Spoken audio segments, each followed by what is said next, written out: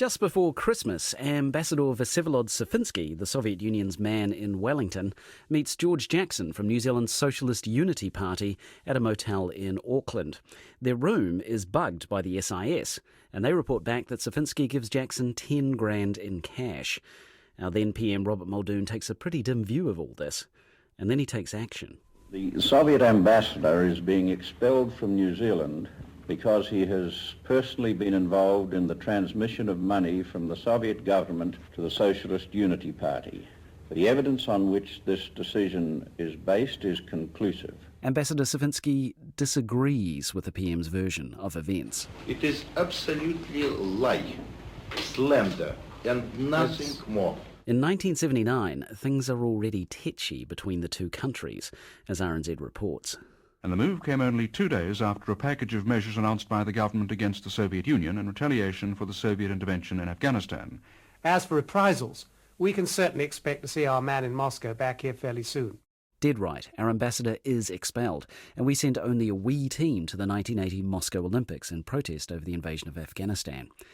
But life goes on, and butter and mutton continue to be sent from here to there, and Lada cars imported from there to here, which is surely the real crime.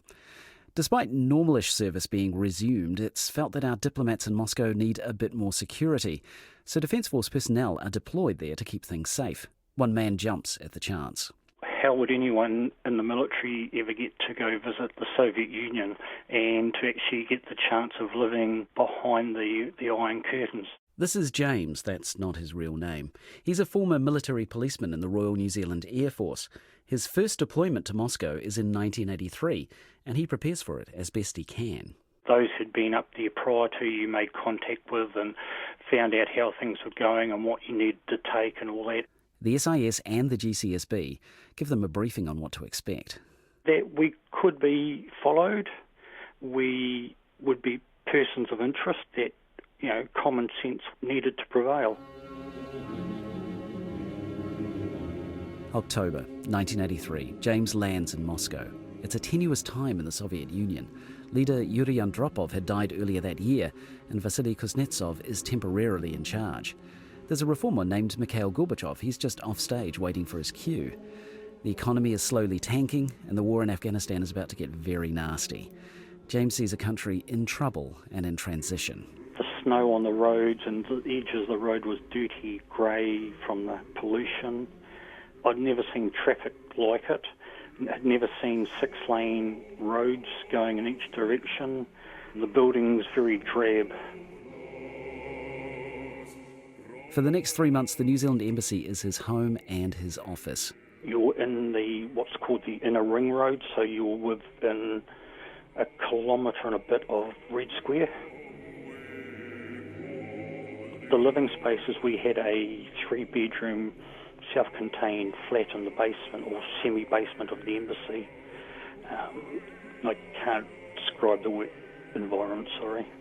James can't describe it because it's a secret. Even his presence in Moscow is kind of cloak and dagger. He's not in uniform, he isn't armed, and his job title isn't embassy guard. He's a technician. James and his colleagues work 17-hour shifts with a couple of days off, making sure there's always a presence at the embassy in case of trouble. I ask him about his daily tasks. No, I can't. No, that would be...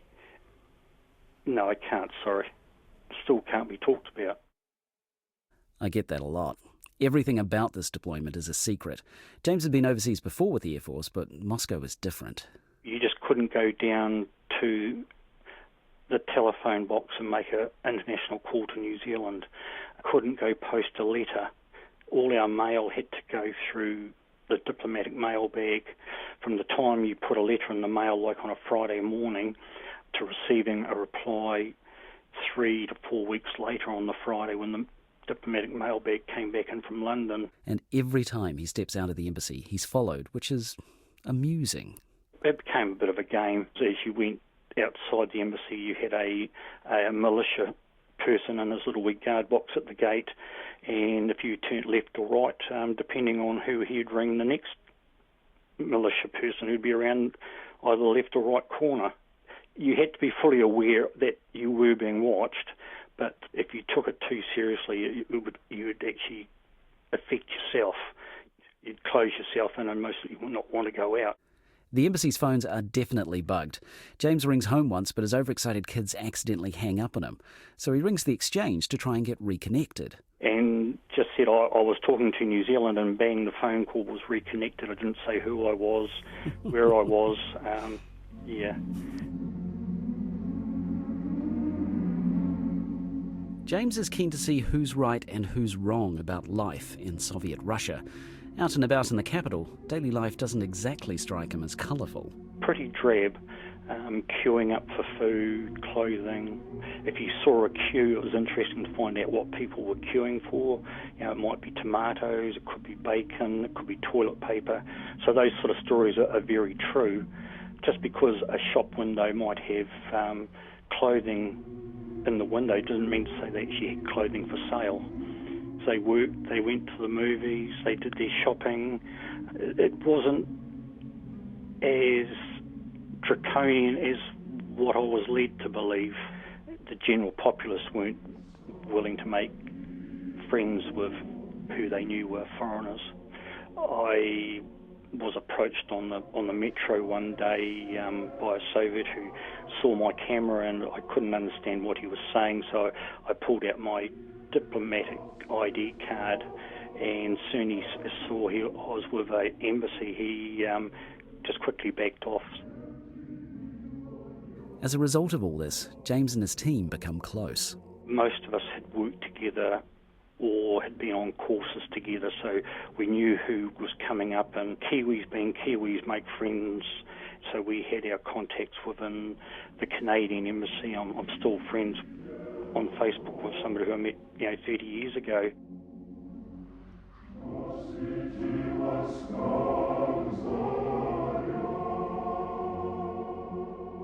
With his 3 months up, James goes home in early 1984, but 5 years later he's back in Moscow for a second tour. Gorbachev has the wheel now, and the economic reforms of his perestroika programs are starting to bite, while political openness has a new name, glasnost. Things feel different. You could see there was a new energy. There were Mercedes cars on the roads and things like that. So things were just starting to make the advance into where the new Soviet Union was going to. But some stuff hasn't changed. James is on duty the night of the Tiananmen Square massacre in Beijing. Soldiers have been continuing to fire indiscriminately at crowds and passers-by. Received a phone call from ambassador to the Soviet Union's son, who was working in the embassy in Beijing, and he just said to me, "Tell Mum I'm all right," and then the phone went dead. During the late morning and early afternoon, dozens of tanks, jeeps and armoured personnel carriers roared in a convoy along the boulevard. One man even stood in the path of a tank near the square and succeeded in bringing it to a halt. So I tried to tune our shortwave radio into the BBC, and it was just totally blitzed for 3 days. There was no radio communication inside of Moscow from the outside world. Unofficial estimates of the number of dead have varied considerably, but the figure is widely believed to be well into the thousands, with the great majority of the victims thought to have been unarmed civilians. Because you couldn't pick up a phone and say, "Hey, what's going on?" it made you quite aware that something dramatic had happened. But until we opened up the secure line to London the next morning, it was about a 5-hour period that we had no idea what had happened in Beijing. That isolation bites even harder when his wife falls seriously ill. He's 16,000 kilometres away. Going home isn't an option, and phone calls cost $20 a minute. That distance and the lack of communication certainly was the real low part of the time up there. He's relieved when it's time to go home again, but he does have some great memories of his time behind the Iron Curtain, spending New Year's Eve in Red Square, counting down to midnight with a crowd of Russians all around him. It was just like, well, where am I? A real false sense of location, but it was a great time, and the fact to see that certainly at one point in the year the Muscovites could let their hair down and enjoy themselves. It's been nearly 30 years since James's last deployment to Moscow. He's left the Air Force and his health isn't great. To his eyes, the tensions between East and West never really went away, regardless of whether the leaders are called Gorbachev or Putin, Reagan or Trump. His reasons for speaking up now and possibly compromising the secrecy oaths he swore back then are personal. In April 2018, the approximately 150 Defence Force staff sent to guard the embassy were finally officially recognised for their service after decades of secrecy. And because of that secrecy around their deployment, it's been hard work for them to get the recognition. But when they get it, it comes with benefits like veteran status, better healthcare, and some acknowledgement of the stresses and the difficulties they faced serving at the epicentre of the Cold War. And with the passing of that time, James is even happier he got to visit there, but lives here. New Zealand, with all its faults, is a great place to live.